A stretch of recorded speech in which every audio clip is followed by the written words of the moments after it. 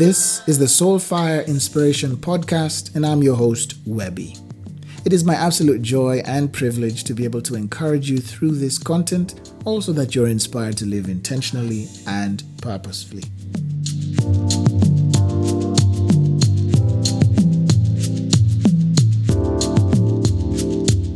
Welcome to the last segment of a reflection that I'm calling Things to Leave Behind in a New Season. Now, to bring you up to speed, in the first segment, I talked about leaving behind the old mentality. In the next, I talked about leaving behind the old pattern, which is a way of doing things. Following that, I talked about leaving behind the old excuses. And that brings us to today, where we talk about leaving behind the old grudges. We could also call that hurts or disappointments or anger. First things first, though, let me read a scripture that comes out of Ephesians chapter 4, verse 26, and that's the New Living Translation. It says this, "And don't sin by letting anger control you. Don't let the sun go down while you are still angry." And I love this portion of scripture because there's a whole load of life lessons that are tucked away behind the text. And the revelation that comes out of that for me, which is something that I wanted to share before I jump into the thoughts that revolve around leaving behind the old grudges, is this: that anger in itself is not a bad thing. You're a human being. You're created to feel anger. When things are said or done that invoke that emotion in you, you are going to feel it, and there's nothing wrong with being angry. It only becomes a sin or a trap, or it becomes problematic when that anger controls you. In other words, when it determines the decisions you make, the actions you take, or, and this one is tough, the words you speak. More often than not, the things that follow anger controlling you are not things that you would be proud of, thinking about them in hindsight. They wouldn't be the kind of things that would define your finest moments. And the worst thing about that is you can't go back in time to rewrite, to erase the things that you did. You can only live with the consequences of that. And sometimes those consequences are dire. And that's what this part of the scripture is warning against, to not allow yourself to be controlled by your anger. The anger is not wrong, but the things that end up happening when you allow it to control you are. And the last part of this scripture says, "Don't let the sun go down while you are still angry." And that speaks into choice. Like I've just said, anger in itself is not a bad thing, but you hold on to it too long and it becomes poisonous. You shouldn't try to suppress or to deny when you are angry about something, or when you're upset about something, when you're hurt about something or by someone. But there comes a point at which you have to choose to let that go. And we're going to speak about why that's important in just a minute. Hurts and disappointments are part of the premium life subscription package, as I'm choosing to call it. You see, as long as you interact with people, you'll occasionally run into those. And sometimes, because nobody's perfect, you'll be the wrongdoer. When, not if, when that happens, don't dally with making it right, the focus of our reflection today is about when you're on the receiving end, but we can't really think through this without including the moments when you're the one who's going to be, on the wrong side of things, or doing things or saying things that are going to cause somebody else hurt or disappointment. In that moment when that happens, because it's not an if thing, it's a when thing. When that happens, it's important to take responsibility, to own up and make things right, because that is the mature thing to do. Yes, you're going to make mistakes, but whilst you will not be faulted for being wrong or for being imperfect, you will be faulted for not doing something about it. That would be a growth opportunity missed. And that would also be the opportunity to perhaps restore a relationship that you would be throwing away unnecessarily. Many relationships have been lost because people didn't take the step to humble themselves and accept that they were wrong and just apologize for it. But in this moment, let me bring us back to the thoughts around when you're the one who's been offended and you are hurt by something someone said or did. you are justified to feel what that brings. You're justified to feel the indignation that comes out of those incidences. But, and this is really where this is where you take your power back in that moment. It is very important for you not to hold on to that longer than is necessary. If someone has let you down, acknowledge that you're hurt, try to resolve it, and then turn it over to God and leave it with Him. What that really looks like is, in that moment, it's a decision that you're making in your heart to forgive that person and to move past that incident. You see, you can't change what has happened. The only thing you can do is what you do in that moment and going forward. Is this thing going to dictate how you're going to live your life, what you're going to do, the words that are going to come out of your mouth? Or are you going to learn from that experience? Are you going to try to make things right with the other person, or forgive them if they do take the step to come and apologize for the things they said or did that hurt you, and then allow yourself to move forward? Now listen, there are going to be those incidences where people are going to offend you and they may not even realize that they have offended you. You may be out here waiting for them to see how hurt you are and how wrong they were, and come over to talk to you and say that they were sorry, that they realized that what they did wasn't right. But in some instances, that's actually not going to happen.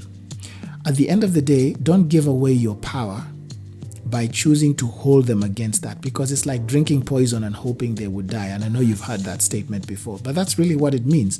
The interesting thing about situations like that is sometimes when people hurt you and they wrong you or they do things that you really find distasteful, many times they don't even realize, depending on the relationship, many times they don't even realize how much their actions or words have affected you. Sometimes they even move on, and then that even hurts you more because you think, how insensitive can you be? But the reality is, unless you open up and sit down and have a conversation with that person, they almost always will never really know the full extent of the hurt you felt because of something they said or did. But the thing that's most important to keep at the top of your mind is that you hold the power. You're the one who holds all the cards, depending on the decision you make about what you're going to do in that moment when you feel what you feel. You've acknowledged it, you're hurt. It's fairly obvious. Even if you don't acknowledge it, the thing is you feel it. But if you hold on to it for too long, meaning if you continue to remind yourself and to think about it and to meditate it and to keep speaking out loud about it and maybe telling everybody who will have an ear to listen, then all you're simply doing is amping up the level to which the poison seeps into your life and destroys everything that is good, and that is no good. Choosing to let it go allows a very important thing to happen in your life, and that's healing. You cannot have healing when you choose to hold on to hurt. Healing begins to take place when you choose to let go. Choosing to let go means, and especially in those situations where people have hurt you and they might not even have realized that they did, and they may never come to apologize to you. Choosing to let go means choosing to forgive them. Of course, acknowledging that you're hurt and you felt the weight of everything that happened from their actions or from their words, but saying to yourself that you're not going to allow that to hold you back and to diminish everything that is good in your life. Healing will many times take time, because we are human beings and we don't always snap out of it immediately. In fact, I don't think there's any human emotion that you just snap out of. Everything is a process, I think. Looking at my own experiences, every time I've been hurt by someone, I've had to choose to let it go, but I've also had to walk through the process of healing. And along that journey through the process of healing is when you begin to even see the good that came out of that situation. Of course, when you're hurt, you would always see the good that was in that moment. If someone came and said to you, you know what, you should be thankful you've experienced this because then you can grow from it, you'll probably smack them upside their head, because how can they say something insensitive like that to you? But when you're thinking about it, when you're, reflecting, many times you'll actually see that, hey, I may not like what happened to me, I may not like how I felt about it, but because I've had some time to think about it, I've had some time to grow from that experience, I think these are the ways in which I've become stronger. and so on and so forth. So, of course, we always appreciate life's gems, the little gold nuggets or the little diamonds in our path when we're looking at life in hindsight. But in those moments, it can be very difficult to hold that kind of perspective. But again, you can only be able to have that hindsight when you're traveling along the journey of healing, of recovery, of building back or building on from there. You can't go back into time to rewrite or to redo or to change the course of the things that happened. But the only thing that you can do is take back your power by making the decisions that help you to grow and to thrive in whatever season of life you will consistently find yourself getting out of and into. So like we've said before, life is consistently moving forward. And every time you're getting into a new season, you're going to need to be open to learn from that season, to thrive in that season, to grow in that season. And you can't do that when you're busy lugging around all the baggage from the past season, because all that does is it stifles your growth. It stifles your peace. It stifles your happiness. It stifles the possibility of you building new relationships or making new connections and so on and so forth. These things are best left in your past, old mindsets, old ways of doing things, which is what I said is old patterns. The old excuses which stall your growth into a new stretch in your life. These things are best left in your rear view because they're not designed to serve any good in a season in which they're not meant to function. You owe it to yourself to allow you to grow and to be everything that you were meant to be. I love the fact that God made us elastic. I don't mean that literally, although there is some degree to which there's a literal relevance to that, some truth in that. But God made us elastic in the way in which we can approach and thrive through life. And so every time you're carrying on things that don't serve you in whatever season of life you're getting into, then you're really just limiting your elastic ability. And that also does you no good. So folks, I hope that this reflection, the things that I've shared on this reflection so far, have been encouraging to you. Of course, they'll always be here for when you need to come back and re-listen, because I know that, as life goes on, we tend to forget these things because so many things keep happening in our lives and we're constantly dealing with, new factors and so on and so forth. So I really think that this is these are let me say it this way. This is a reflection to keep coming back to, because it's important to be able to remember the things that are important. And I feel that these things are really important.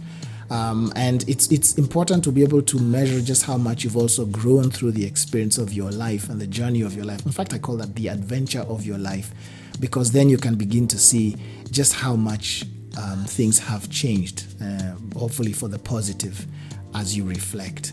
And so please keep coming back to listen to this, even as we continue to talk about different things in the days to come. And I'd like to take a moment at this time to thank you for listening through to this point. As always, if you'd like to share your thoughts and your comments, you can always send me an email on podcast@soulfireinspiration.com, or depending on where you're listening to this, you could actually just send me a voice message. You can always connect with me on my social medias. If you see them wherever you're listening to this, then just click on them. They'll lead you to whichever page you click onto. If not, well, I'm on Twitter @Webby_, on Facebook @SoulFireInspiration, on Instagram @WebbyMusic. And I do have a site where I put some information about the things I'm doing, and that's soulfire-inspiration.business.site. I do hope that you and I can connect in some way, and I'd love to hear from you about how this is helping or encouraging you along your life adventure.